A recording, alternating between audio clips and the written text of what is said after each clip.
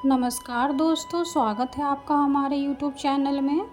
आज की इस वीडियो में हम कर्मा धर्मा पूजा व्रत की कथा के बारे में जानेंगे। पुरानी कथाओं के अनुसार आदि काल में कर्मा धर्मा नाम के दो भाई थे जो कि अपनी छोटी बहन को बहुत ज़्यादा प्यार करते थे। कर्मा धर्मा बहुत मेहनत करते थे और सच्चे थे, लेकिन दोनों काफ़ी गरीब थे। उनकी बहन भगवान को बहुत मानती थी। वो कर्म पौधों की पूजा किया करती थी। एक बार कुछ दुश्मनों ने उस पर हमला कर दिया तो उसके दोनों भाइयों ने अपनी जान की बाजी लगाकर अपनी बहन को बचाया था। तब बहन ने कर्म पौधे से अपने भाइयों के लिए खुशी, सुख और धन मांगा था, जिसके बाद उसके दोनों भाई काफ़ी धनी हो गए और वो इस खुशी में अपनी बहन संग काफ़ी कर्म पौधे के आगे काफ़ी नाचे गाए थे। तब से ही कर्म पौधे की पूजा भाई बहन करते हैं और नाचते गाते हैं। इसे कर्म नाच भी कहते हैं। आइए जानते हैं अब दूसरी कथा के बारे में। कर्म पूजा की जो कथा है वह दो भाइयों की है। माना जाता है कि कर्मा और धर्मा दो भाई थे। दोनों खूब मेहनती व दयावान थे। कुछ दिन बाद कर्मा का विवाह हो गया।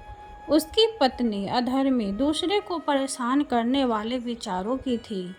यहाँ तक कि वह धरती माँ के ऊपर ही चावल का गर्म पानी यानी मार गिरा दिया करती थी, जिसे देख कर्मा को बहुत दुख हुआ।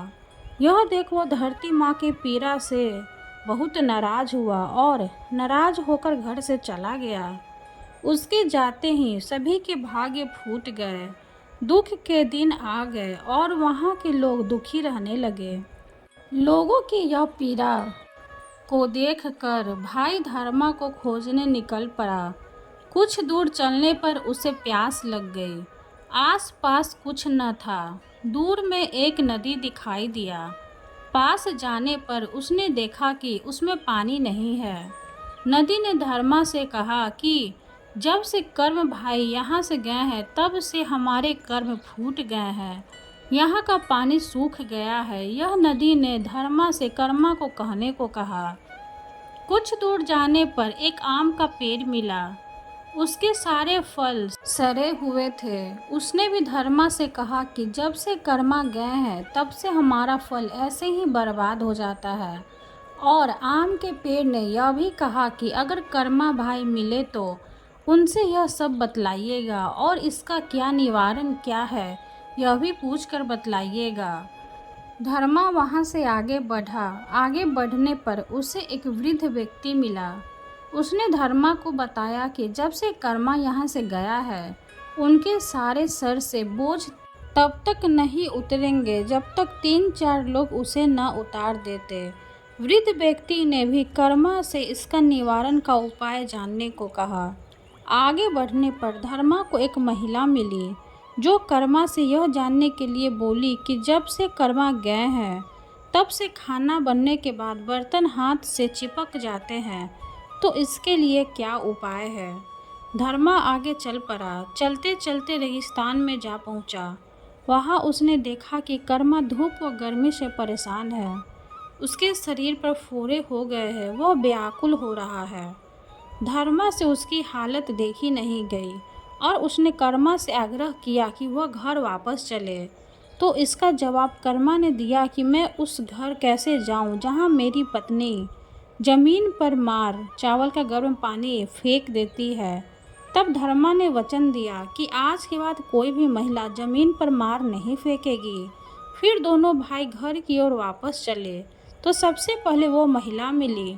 तो उससे कर्म ने कहा कि तुमने किसी भूखे को खाना नहीं खिलाया था, इसलिए तुम्हारे साथ ऐसा हुआ। आगे से कभी ऐसा मत करना, सब ठीक हो जाएगा। अंत में कर्मा नदी पर पहुंचा तो उससे कहा कि तुमने कभी किसी को साफ पानी पीने के लिए नहीं दिया। आगे से कभी किसी को गंदा पानी मत पिलाना। यदि तुम्हारे पास कोई आए तो उसे साफ पानी पिलाना। इस प्रकार उसने सभी को कर्म बताते हुए घर आया और पोखर में कर्म करम का डाल लगाकर पूजा किया। उसके आते ही पूरे इलाके में खुशहाली लौट आई और सभी आनंद से रहने लगे। कहते हैं कि उसी को याद कर आज कर्मा पर्व मनाया जाता है।